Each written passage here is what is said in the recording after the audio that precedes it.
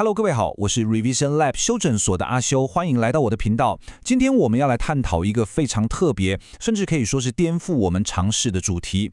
當我們打開新聞，看到關於全球發展或是貧窮國家的消息時，通常都充滿了悲觀的色彩。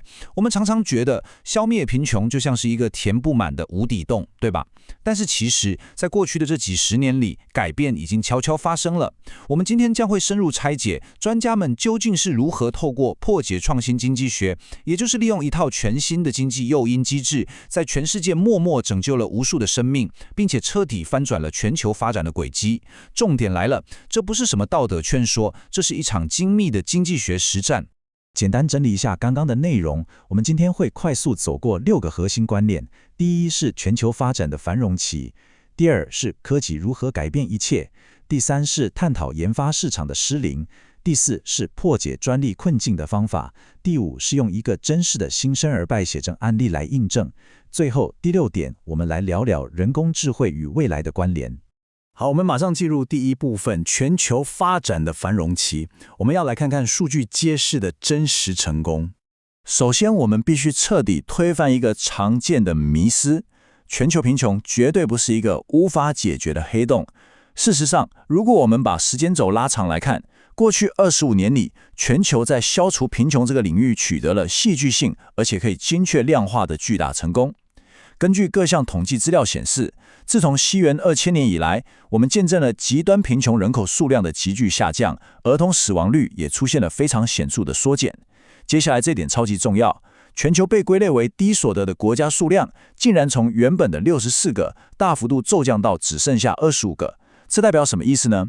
這意味着世界上有許多原本極度貧窮的國家，現在已經成功晉升為中等所得國家了。他們現在擁有更多的國家預算，可以自主負擔國內大部分的貧窮救濟工作，不再完全仰賴外部的國際援助。這不僅僅是數字的變化，這是一個國家體制根本性的翻轉。為了讓大家對我們目前所處的時代有一個更具體的概念，經濟學家經過計算得出了一個驚人的結論：在理論上，現在只需要動用全球國內生產毛額，也就是全球 GDP 的 0.3%， 就足以把全世界每一個人都拉抬到貧窮線之上。0.3%， 這是一個非常微小的比例。你可以想象，這就像是你把每個月薪水的零頭拿出來一樣輕鬆。這證明了消除貧窮不再是資源不足的問題，而是資源分配效率的問題。這個數據強烈地證明了一件事情：終結極端貧窮在現代社會已經不再是一個遙不可及的烏托邦幻想，而是一個只要我們有意願去執行，完全可以被達成的具體任務。我們接着進入第2部分，科技改變一切。這一段呢，我們要來打破高收入才等於高健康水準的傳統迷思。我們繼續聊下去。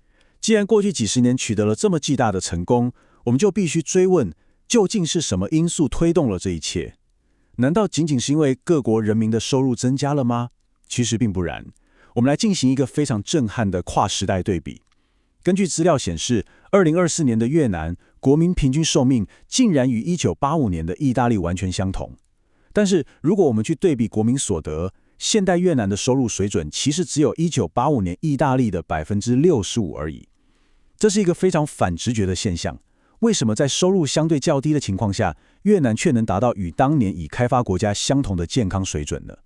答案其實在於一些基礎且容易操作的健康科技被廣泛推廣，像是疫苗的大量普及、維生素 A 的補充計劃以及防蚊帳的大規模發放。這些簡單的科技硬生生地打破了健康必須完全依賴高收入的傳統邏輯。科技的擴散成為了跨越財富鴻溝的橋梁。雖然科技的力量很強大，但是要找出到底哪一種科技或方法才真正有效，卻需要非常嚴謹的科學測試。在社會科學中，我們經常使用隨機對照試驗來驗證。現在，我想測試一下各位的直覺。如果今天有一個非常擁擠、資源匱乏的肯亞小學教室，你認為我們應該提供什麼樣的介入措施，才能最有效地提升這些學生的學習成效呢？大家可以在心裡想一個答案。針對剛才的問題，直覺上我們都會認為給他們電腦，給他們更多的教科書，或者是直接發放現金，一定能改善學習狀況，對吧？畢竟資源就是力量。但重點來了，經過嚴謹的隨機對照試驗證明，在教室裡增加電腦對學習成效沒有影響。提供更多教科書沒有影響，直接給予現金同樣沒有任何影響。那到底什麼才有效？實驗證明，真正產生顯著正面效果的介入措施，其實是改變老師的教學方法，也就是訓練老師根據學生真實的程度來進行分級教學。這告訴我們一個殘酷的現實：如果我們只是把硬體設備或是金錢盲目的投入一個錯誤的系統中，我們什麼都改變不了。只有精準找到痛點的解方，才能帶來真實的改變。接着是第3部分，研發系統的失靈。我們來探討為什麼創新資源會產生嚴重的傾斜。既然我們知道，透過嚴謹的研究與測試，找出正確的科技和方法是如此有效，那麼一個巨大的疑問就浮現了：為什麼針對世界上最貧窮人口所進行的研究與開發，也就是我們常說的研發投資，會如此匱乏呢？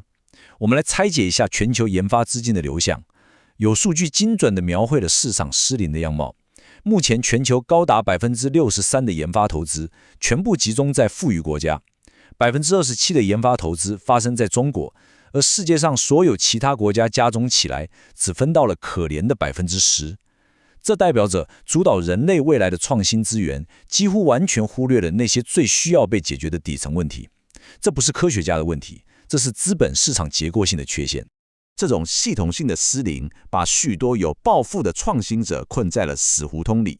有一位來自印度的創新者說過一段非常無奈的話，他表示，他當初進入這個領域是為了研究在印度極度盛行的地方性疾病，但是他發現自己根本拿不到任何商業資金。如果他想要獲得投資，想要賺錢活下去，他就只能被迫轉向去研究癌症，或是那些對美國富裕市場來說很重要的疾病。這就是現實。資本主義的研發邏輯是跟着消費者的購買力走的，而不是跟着人類真實的生存需求走。當最需要救命解方的人沒有錢的時候，市場機制就徹底失靈了。接下來進入第4部分，破解專利困境。我們要來看看如何用經濟誘因去拯救生命。造成這種市場失靈的根本原因，其實就是所謂的專利問題。創新需要龐大的成本，而專利是保護創新、讓企業能夠回本的機制。我們來比較一下現狀與解決方案。在維持現狀的專利壟斷模式下，創新者為了回收龐大的研發成本，必定會採取高價格、低銷售量的策略。這種做法會直接把低收入族群排除在市場之外，因為他們根本買不起。但是專家們想出了一種極具巧思的方法，被稱為預先市場承諾，簡稱 AMC 模式。在這個 AMC 模式下，慈善捐贈者或是國際組織會預先站出來，承諾幫忙覆蓋掉那筆最龐大的創新研發成本。條件是，創新者未來必須以低價格、高銷售量的方式來提供產品。這樣一來，窮人買得起，創新企業也不會虧本。這等於是成功駭進了資本市場的系統，打破了過去的死結。我們進一步仔細拆解這個 AMC 經濟駭客機制的運作流程。第一步，捐助者會針對某項迫切需要的創新技術，公開懸賞一筆高額獎金。第二步，創新企業看到這個明確的誘因，就會投入資源去研發並生產出這個產品。第三步，這個產品上市後，必須以極低、所有發展中國家人民都負擔得起的價格來販售。第四步，當產品成功銷售並證明有效後，創新企業就可以領取捐助者最初承諾的那筆懸賞獎金，用來回補他們的研發成本。你可以把這個想象成是針對公共利益發出的賞金獵人任務，它完美地將商業利益與社會影響力結合在一起，把研發失敗的財務風險從最脆弱的消費者身上轉移到了資本雄厚的慈善機構或是政府身上。了解了理論之後，我們進入第5部分，解決新生兒敗血症。來看看 AMC 機制在真實世界中的強大應用。理論聽起來很完美，那我們就來看看實務上怎麼操作。新生兒敗血症是目前全球面臨的一個非常致命的危機。這是一種在新生兒身上發展極快的細菌感染。這種感染的可怕之處在於，它可能在短短1天之內就會奪走一個無辜嬰兒的生命。但是目前我們所擁有的診斷測試技術卻需要花費整整2天的時間才能得知結果。這種時間差造成了2場悲劇。第一，許多受到感染的嬰兒因為來不及獲得確診與治療而喪命。第二，醫生為了保險起見，會對許多其實沒有感染的嬰兒大量投遞抗生素。接下來這點超級重要，這種危險的過度治療正在全球範圍內加速催生具有抗藥性的超級細菌，這對全人類來說都是一個巨大的公衛威脅。為了解決這個迫在眉睫的問題，專家們提出了一項高達6000萬美元的 AMC 預先市場承諾計劃。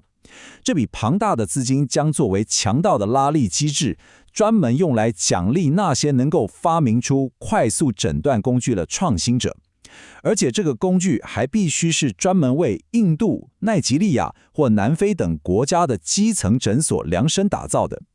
因為這些國家的醫療資源最為緊缺，這個新發明不僅要夠便宜、夠耐用，還必須能快速給出結果，這樣才能真正解決第一線醫療現場的困境。只要有企業能做出來，這6000萬美元的獎金就是他們的。如果這項 AMC 計劃成功運作，它的影響力將會是史詩級的。根據公共衛生專家的精密估算，這項針對新生兒敗血症的特別 AMC 計劃將為全球健康帶來高達78:1的成本效益比。這個數字非常驚人，也就是說，每投入1塊錢，就能為全球創造出78塊錢的健康與經濟價值。這不僅拯救了無數無辜的生命，也同時為全球各國省下了未來對抗超級細菌的巨額醫療成本。這是一個效率高的驚人的投資，徹底展現了經濟學與商業誘因應用在社會福利上的無比威力。最後，我們來到第6部分，人工智慧與未來。我們來反思，科技突破是否真的能自動填補所有的缺口？我們繼續聊下去。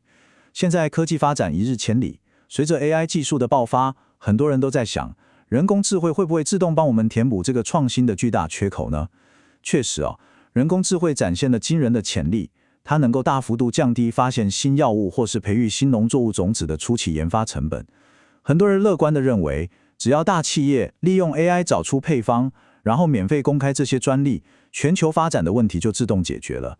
但事實上，如果沒有後續步驟的強大資金支持，單純免費贈送由 AI 生成的專利根本毫無用處。這就像是給了你一張免費的米其林3星餐廳食譜，但你根本沒有錢買高檔食材，也沒有錢蓋一間專業廚房一樣，終究只是紙上談兵而已。為什麼會這樣？這裡我們必須要認識一個專業概念，叫做行政落差。